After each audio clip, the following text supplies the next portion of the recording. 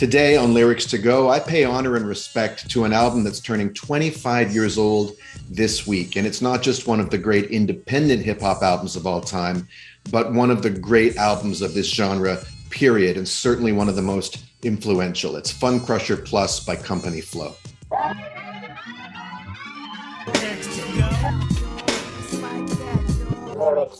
Welcome to Lyrics to Go. I'm Daniel Maté. Before I go any further, the usual housekeeping. Click subscribe, become a subscriber of Lyrics to Go so you get notified. And if you click the bell, you'll definitely get notified whenever I put out new videos, which I'm going to try to do more regularly than I have been.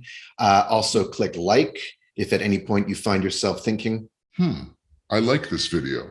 And please leave a comment below. Let me know, what are your favorite moments on Funcrusher Plus? Or if this is your first time encountering it, what are your first impressions? Now, for those of you not familiar with Company Flow, they were a three-man crew made up of DJ Mr. Len, who's a really great scratch artist, Bigg Jus, who was one of the two rappers, and the other one, who was also the producer of the lion's share of the beats, was LP. And you might know that name from Run the Jewels. LP is one half of Run the Jewels now with Killer Mike. They're both my age, just about, in their late 40s, and they're still making killer music. But LP, from the start, when he was a member of Company Flow, he was making the beats and he was rhyming. He was already establishing himself as one of the great rapper producers in all of hip hop. And I think it's arguable that he is up there at the very, very top of that crowded cadre of artists. You know, you got Dr. Dre, great producer, not the greatest rapper, often has his stuff written for him by other people. Some people would say Kanye West. I'm not such a huge fan of his flow, but I can't deny that he's a brilliant producer. Then there's RZA, similarly cutting edge producer, innovator, who was clearly a big influence on LP's sound and a pretty great rapper in his own right. But LP is cutting edge and game changing in both categories, producer and rapper. And Funcrusher Plus is really Company Flow's only full-length, non-instrumental rap album. It came out in 1997, in fact, on July 22nd, 1997, which is why I'm making and releasing this episode right now, because it is the 25th anniversary of this classic. It's hard to believe. And one of the amazing things about it is you put it on today and it sounds cutting edge. It sounds futuristic even now. So I'll just talk briefly about the production because it is really the bed for the lyrics I'm going to be discussing. Mainly this video is about my favorite lyrical moments on the album, but you can't really separate them from the sonic landscape that LP creates here. At one point, I believe he refers to his own sound as dusty but digital, and there's no better way to sum it up. It is dusty, it's lo-fi, things are muted, the drums are far off some way in another room, they're distorted, they're tightly compressed. There's either crazy echoes on them or they're just extremely dry. They do not sound like they're made for the club or even, you know, explicitly for nodding your head in your Jeep. And this was definitely the kind of stuff that was getting played on college stations, on independent stations. But the other connection to college is that a lot of these rappers were just extremely brainy and intelligent. And they would bring a lot of syllables, a lot of double entendres, a lot of metaphors, and just a lot of intellectual content that wasn't so much about, you know, throw your hands in the air and have a good time. It was kind of inscrutable. It's the kind of rap that you have to listen to several times to really get the juicy nuggets. You know, the best gems in there can be hidden. And that's what I first noticed about this album. Like, the lyrics just come at you a mile a minute, and you really have to kind of slow down, go back, and what did he just say? In fact, one of the guest rappers on this album, J-Treds, who was part of the sort of larger Indelible MCs collective that Company Flow was a part of, and he raps on probably the most famous song from this album, The Fire in Which You Burn, which I will talk about at length in just a little bit. He says so much. He says, when I rap, it's strictly, I can't believe he just said that shit material. At my post, the most high exalted, mind blower. When I rap it is strictly, I can't believe he just said that shit material cruise. So that is actually the genre that they're naming for themselves, a kind of brand of rap that is not just ahead of its time. It's not just avant-garde, it's ahead of the listener. And the listener has to up their listening game to catch up with it. And, from firsthand experience, that was a really thrilling thing. After years of listening to hip hop, Wu-Tang made you listen closely because of their slang. Their Shaolin slang was so particular, but Company Flow was something else entirely. It wasn't exactly street slang. It was like city slang. It was these urban denizens of a kind of underground, almost dystopian version of New York, which was their reality. And that's where their vocab and their slang and their syntax was coming from. And it's like, you feel like they have more thoughts in their head than they have time for in the song. And they just cram it in with extreme prejudice. And this is one of those debut albums that announces itself upon first listen. It's like Enter the Wu-Tang. You've got this kind of introduction that sounds like nothing else, that catches your ear and that makes you listen for like, what is this? And actually, like Enter the Wu-Tang, it starts with a surprising sample that you would not expect to hear, and that's very ear-catching. Since you're my special friend, come closer for a special treat. I'm going to let you touch me in a special place. It is never okay to touch someone else's private parts. Your mom and dad will tell you. What is going on? So starting your debut album out with a sample from like a PSA or after school special about like sexual molestation and saying no to strangers trying to touch you. The song is called Bad Touch Example, and it gives you a sense of their sort of sick sense of humor and their in-your-face approach. They want your attention. They don't care who they offend, and they have a kind of anarchic sense of anything is possible in this music. And before you can even recover from that sort of shocking intro, Bigg Jus comes in with an opening verse, and he's just spitting lyrics at you. Yo, I get live like Tupac, getting shot in the lobby. Most MC styles is Robbie, of my freestyles as a hobby. I pick apart monkey brains and spread disease through hot zones. My cameos on promo seem strange, like someone's not home. Just the outside, rain on your dream field with styles so freaking wet niggas need maxi panty shields. Most MC style is robbery of my freestyles as a hobby. Lobby, robbery, hobby, it's just coming at you so fast. I pick apart monkey brains and spread disease through hot zones. My cameos on promos seem strange, like someone's not home. Very unusual kind of braggadocio, but very emphatic nonetheless. And this just continues all the way through Bigg Jus's verse. Let's just listen to the last like 8 bars. And this many words would be enough for like 32 bars. For most rappers. You couldn't see me with Minolta. Blackheads on Oxycream. Fuck up mics with my uncanny ability to heat seek through brain facilities with the science of microchemistry. The history of my hip hop is too deep to be dissected. Don't even half step or try to test it. Bigg Jus, I dropped so much shit my anus needs an ice pack. In fact, I'm all that. LP, you'll bring my horns back. Yes. Right in the center of your focus. You are correct, I'm playing this for a reason. And once again, in one verse we prove we can rip all these signed big budget motherfuckers. Piece of stretching Bobito. Okay, so there's so much in there. First of all, Bigg Jus's outro from his verse is it just leaves you breathless. You couldn't see me with Minolta. It's like Minolta cameras, right? Way ahead of myself like telepathy. You don't even quite know what that means, but you get the idea, right? That he's so avant-garde that even he can't read his own mind. Make most crews disappear like blackheads on Oxycream.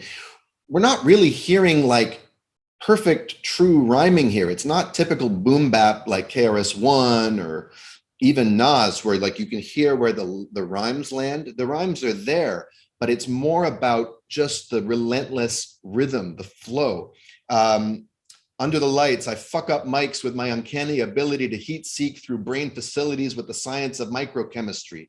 Just packing in these syllables. The history of my hip hop is too deep to be dissected. If you can't recollect, don't even half step or try to test it.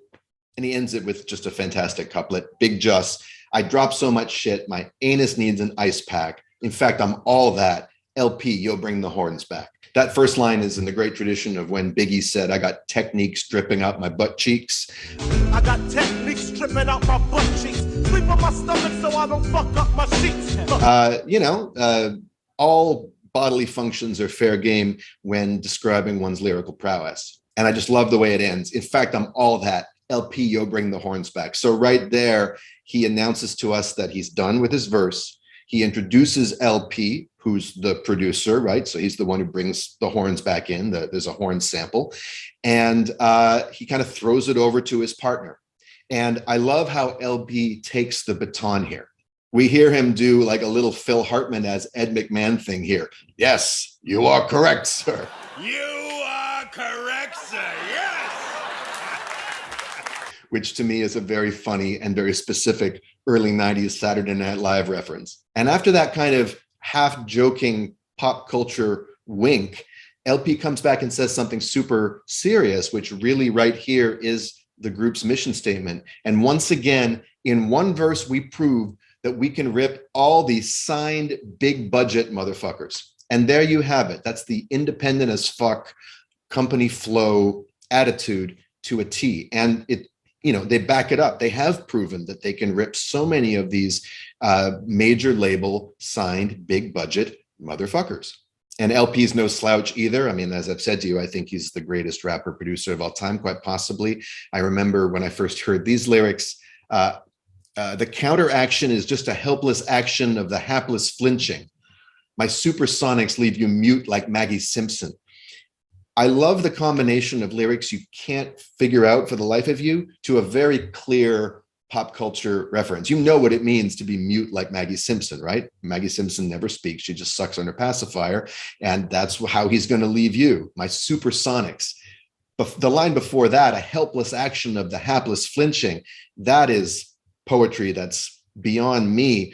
But you get the sense that he's talking about him and his crew's domination and how people are helpless and hapless in the face of it.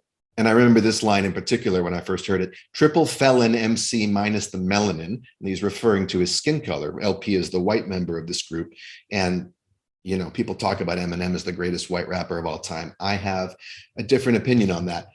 When I bomb with the type of shit to make baby Jessica jump in the well again. Another pop culture reference, this time plucked from the headlines. Baby Jessica was a young girl who was trapped down a well, and I think they rescued her. This is in the late 90s. And he's saying, the kind of bars and beats I drop are just so devastating. It's going to make this girl who was rescued just want to get back down in that well. I'm not going to talk about every single song on this album because there's like 17 of them or something. But just moving through a little quicker, the next track, I think, was the first single, even before Funcrusher Plus came out. It was a single that got Company Flow a lot of attention on radio, college radio shows like the Stretch and Bobbito show out of New York. And it's called 8 Steps to Perfection. And what I find interesting about this song is that beat-wise, it's the least avant-garde thing on the entire album. It's the one that sounds closest to some of the sort of edgier boom bap that was coming out in the mid 90s. But for all that, it's still pretty trippy and weird.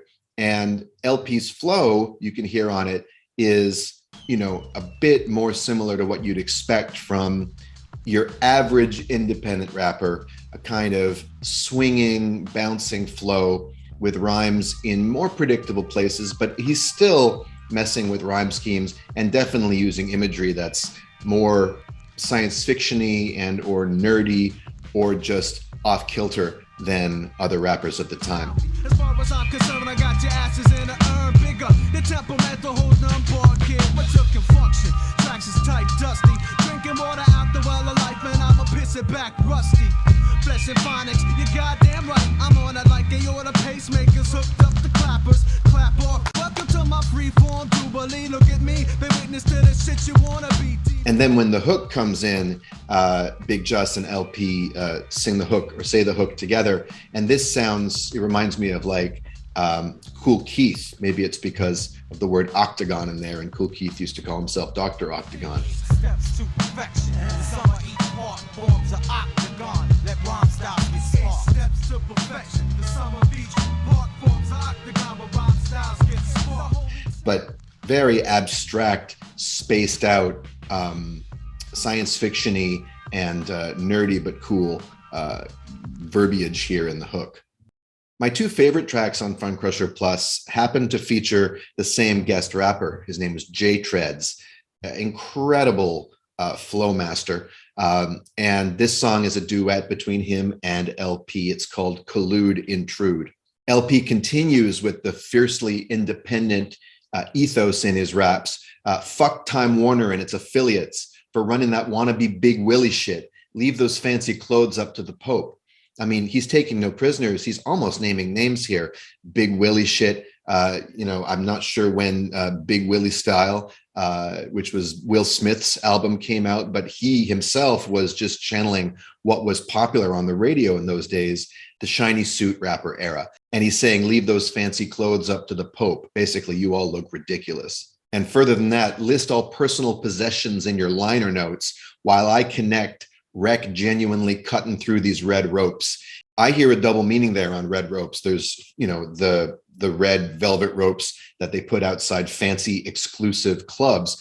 And then there's also red licorice. So he's cutting through candy ass rappers' weak rhymes. But truly it's J-Treds, I think, who just dominates this song and bodies both of his verses. We got the grand prize, most fantasized runner-up, the closest they can see it because skills so lenient, I read most with half the flow. They can't handle the whole weight, son. Diagnosis, believe it, my best line. Too advanced for Pop Warner, you got cornered, scatting report. Can't slap one in the clutch, but when I get down, it's 30 inches threatening to score. How you gonna tackle the topic when you suck at two-hand touch for too damn much for your defense? Break it down. Zone weekends, words bring embarrassment. Captains look like third string in comparison to this duo, kick fat flow, and beats structure straight up and down. But then I aim over explosive cuts, verbal flamethrowers, serving roasted nuts, and after the battle snatch you word. Oh, you pussies in this rap game, time to up the ante, what's your fancy? I won't go through the entire verse because we already just listened to it, but just to highlight a few lines that I just love. All hail J&L, the fans rise, we got the grand prize, foes fantasize runner-up. Fans rise, grand prize, fantasize. He's ruthless with his internal rhymes. They fantasize runner-up. It's the closest they can see it. So our enemies, they don't even fantasize about beating us. Even in their wildest dreams, they come second. I love the line, skills so lenient, I rip most with half a flow. They can't handle the whole weight, son. Diagnosis bulimic, believe it. Incredible. Just daisy chaining ideas one to the other. So to call his skills lenient is very unique, right? He's like, I'm taking it easy on them. I rip most with half my skills tied behind my back because they can't handle the whole weight, son. They can't, you know, who's going to take the weight? It's a common sort of expression in hip hop lingo. He's saying they can't handle the whole weight of my skill. So what's the diagnosis? Bulimic. They basically have an eating disorder. He's always on the lookout for the next piece of wordplay, and he daisy chains them together, like I said.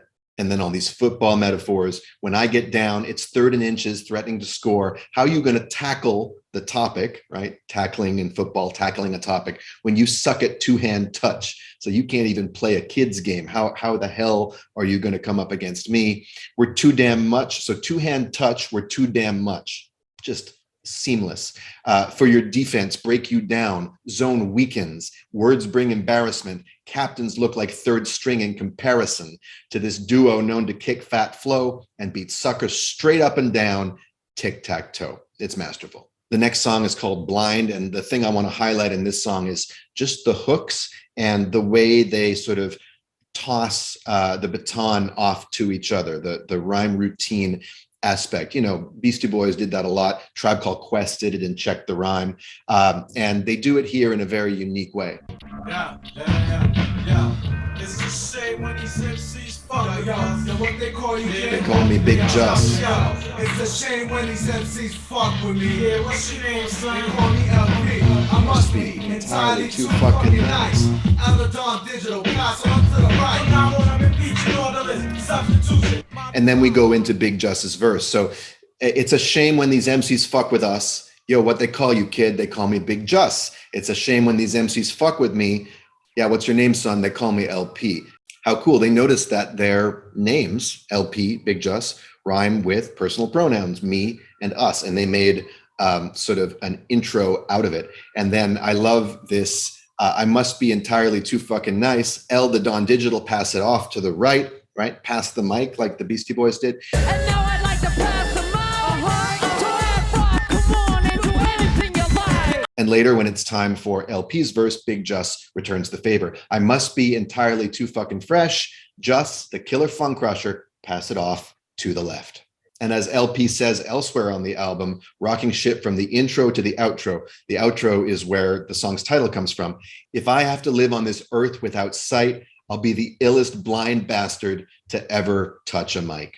A couple of songs later, in Legends, there's one of my favorite single lines from this entire album, fucking with your theology like Darwinism in the Bible Belt. And LP's verse starts with the word vainglorious. I mean, who else is going to do that? And I mentioned science fiction. Then there's this song Help Wanted, which is basically an extended sample from a classic kind of cult science fiction movie, leading right into this incredible a cappella LP intro to the song Population Control. You and your whole fucking congruent and tepid. So when I pour hard, don't let me catch you intrepid. I'm telling you, the wishbone been broken, my favorite crumb cake, your mistake. Enterprise and see Indelible, the #1 feel bad crew of the season. Just give me one reason to splash, that's another flag, half mast, take down the wallow. Company flow, the toughest penis, sucky. So of course in an attempt to defend, you end up on camp. Plus this agent get orange, ELPFCF rock. First cousin of sleep, red dye, #5 be the potion. You're the subterranean, but earth from gem of fate like stop motion. Best to get. So once again, we're back into this multisyllabic flow, just hitting you with just pebbles and rocks and boulders at top speed. Cool historical reference when I Pearl Harbor, don't let me catch you, Intrepid. The Intrepid is a US warship, which is now a museum here in New York City. And obviously, you know, Pearl Harbor connects those ideas. Walt Disney meets Kaiser sauce. There will be no grand comebacks unless Lazarus the Cotter. Inflicted big stars indicate with stigmata. When locked in a box, but you can't say jack. Trying to paint them fucking red doors black. Like that spilled milk spoiled. One Ted Turner and Bill Gates run each other down with olive oil. Company flow, fuck please. Put away the fucking piteous punchlines. Blue blockers break under the red light, be lit up by my designs. I don't try to be different, I am. So inevitably my style will survive when your now turns to that. LP, vastly crap before me. 3, 2, 1 contact, never no more, that's the promise. You hold toast, but I hold. So many references in there, just in this unrelenting barrage of rhymes. There will be no grand comebacks unless Lazarus or Cotter. So on the one hand, he's referring to the New Testament. And on the other hand, he's referring to a 70s TV show, Welcome Back, Cotter. Locked in a box, but you can't say Jack. Talking about Jack in the Box, either the toy or the fast food chain. Trying to paint them fucking red doors black, Rolling Stones, like that spilled milk spoiled, while Ted Turner and Bill Gates rub each other down with olive oils, calling out the sort of perverse world of corporate tech giants back in 1997. So once again, way ahead of his time. And he actually says, I don't try to be different, I am. So inevitably my style will survive when your now turns to then. That's one of the great lines from the entire album. It's an incredible self-aware statement of purpose. And I love how he calls himself vastly crapophobic. And the great punchlines just keep coming in a song like Definitive, which is an LP solo joint. Both of his verses end with just amazing couplets. In the first verse, he ends it, back off me, deadly like cigarettes and black coffee. Long as I got lungs and a knot, you can't stop me. Not being kind of 90s or maybe even to this day, I'm not sure, slang for penis. I'm looking in the mirror with my cock on rock. Should I pursue to do you or just stroke my knot? And in the second verse, give a whistle if you hear this, can't best me. Try to keep my lyrics short and fat like Joe Pesci.